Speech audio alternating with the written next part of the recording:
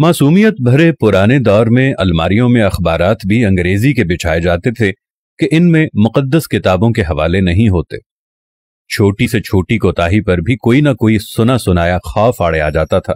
जमीन पर नमक या मिर्चें गिर जाती थीं तो होशो हवास उड़ जाते थे कि क़यामत वाले दिन आंखों से उठाना पड़ेंगी। गदागरों को पूरा मोहल्ला जानता था और घरों में उनके लिए खुसूसी तौर पर खुले पैसे रखे जाते थे। मोहल्ले का डॉक्टर एक ही सिरिंज से एक दिन में 50 मरीजों को टीके लगाता था, लेकिन मजाल है किसी को कोई इन्फेक्शन हो जाए। यरकान या शदीद सरदर्द की सूरत में मौलवी साहिब माथे पर हाथ रखकर दम कर दिया करते थे और बंदे भले चंगे हो जाते थे। घरों में खत आते थे और जो लोग पढ़ना नहीं जानते थे वो डाकिये से खत पढ़वाते थे। डाकिया तो गोया घर का एक फर्द शुमार होता था। खत लिख भी देता था, पढ़ भी देता था और खाना पानी पीकर साइकिल पर ये जा और वो जा। इम्तिहानात का नतीजा आना होता था तो नस्रुम मिनल्लाहि व फतहुन करीब पढ़कर घर से निकलते थे और खुशी खुशी पास होकर आ जाते थे। ये वो दौर था जब लोग किसी की बात समझकर ओके नहीं ठीक है कहा करते थे। मौत वाले घर में सब महल्लेदार सच्चे दिल से रोते थे और खुशी वाले घर में हकीकी कहकहे लगाते थे। हर हमसाया अपने घर से सालन की प्लेट साथ वालों को भेजता था और उधर से भी प्लेट खाली नहीं आती थी। मीठे की 3 ही अक़साम थी, हलवा, जर्दा चावल और खीर।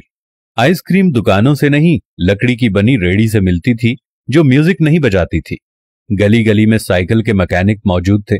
जहां कोई ना कोई महल्लेदार कमीज का कोना मुंह में दबाए पंप से साइकिल में हवा भरता नजर आता था। न्याज बढ़ती थी तो सबसे पहला हक बच्चों का होता था। दूध के पैकेट और दुकानें तो बहुत बाद में वजूद में आई। पहले तो लोग भैंसों के बाड़े से दूध लेने जाते थे। गुफ्तगू ही गुफ्तगू थी, बातें ही बातें थीं, वक्त ही वक्त था। गलियों में चारपाइयां बिछी होती थीं। महल्ले के बाबे हुक्का पी रहे होते थे और पुराने बुजुर्गों के वाकयात बयान कर रहे होते थे। जिन घरों में टीवी आ चुका था उन्होंने अपने दरवाजे महल्ले के बच्चों के लिए हमेशा खुले रखे। मट्टी के लेप की हुई छत के नीचे चलता हुआ पंखा सख्त गर्मी में भी ठंडी हवा दिया करता और फ्रिज के बगैर भी मटके और सुराहियों का पानी ठंडा रहता था। फिर अचानक सब कुछ बदल गया। हम कदीम से जदीद हो गए। अब बावर्ची खाना सीढ़ियों के नीचे नहीं होता, खाना बैठकर नहीं पकाया जाता, दस्तरखान शायद ही कोई इस्तेमाल करता हो। मंजन से टूथपेस्ट तक के सफर में हमने हर चीज बेहतर से बेहतर कर ली, लेकिन पता नहीं क्यों इस कदर सहूलतों के बावजूद हमें घर में एक ऐसा डब्बा जरूर रखना पड़ता है जिसमें डिप्रेशन, सरदर्द, ब्लड प्रेशर, नींद और विटामिन की गोलियां हर रोज मौजूद होती हैं। जरा खुद के घर के बारे में ये सारी बातें सोचकर देखें तो आपको सब कुछ यकीनन नजर आएगा जैसा मैंने आपको बताया है। आखिर ऐसा क्यों है? क्यों हम अपने बेसिक किस्म की जिंदगी से हटते चले जा रहे हैं? मैं आज भी आप लोगों से कह रहा हूं, आप साथ वालों के दुख दर्द बांटना शुरू कर दो। आप गरीबों के दुख में दर्द बांटना शुरू कर दो। आप साथ वालों के साथ प्यार मोहब्बत रखना शुरू कर दो। थोड़ी सी माजी की जिंदगी को दोबारा अपनाना शुरू कर दो। मट्टी के बर्तन में खाना खाना शुरू कर दो। दुनिया जहां की नेमतों से दूर हट जाओ। ओवन और फ्रिज को इस्तेमाल करना छोड़ दो।